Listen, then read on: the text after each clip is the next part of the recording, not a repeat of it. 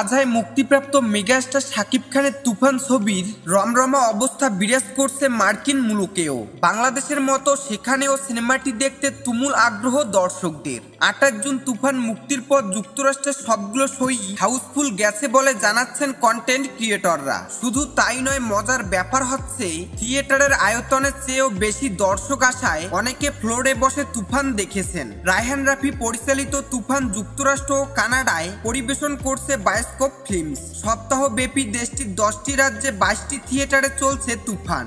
Bioscope ফিল্মসের কর্ণধার রাজ হামিদ জানান, প্রচুর দর্শক টিকিট কাটতে না পেরে ফেরত গেছেন। রাজ হামিদ আরও জানান, 6 বছর ধরে বিদেশের মাটিতে 45টি দেশের সিনেমা দেখিয়েছেন তারা। প্রথম দিনেই এত হল হাউসফুল আগে কখনো হয়নি। তিনি আশা করছেন যুক্তরাষ্ট্রে মুক্তি দেয়া বাংলাদেশের অতীতের সব সিনেমার রেকর্ড ভাঙবে তুফান। নিউ জার্সি থেকে 2 ঘন্টার পথ পাড়ি দিয়ে ফ্যামিলি সহ কেউ কেউ নিউ ইয়র্কে তুফান দেখতে এসেছে। বায়োস্কোপ ফিল্মসের পক্ষে জানা যায় 12 জুলাই থেকে যুক্তরাষ্ট্রের অন্তত 40টি শহরে তুফান প্রদর্শিত হবে। শুধু যুক্তরাষ্ট্রে নয়, কানাডা, অস্ট্রেলিয়া, সুইডেন, মধ্যপ্রাচ্য সহ পৃথিবীর 16টি দেশে একযোগে চলছে তুফান।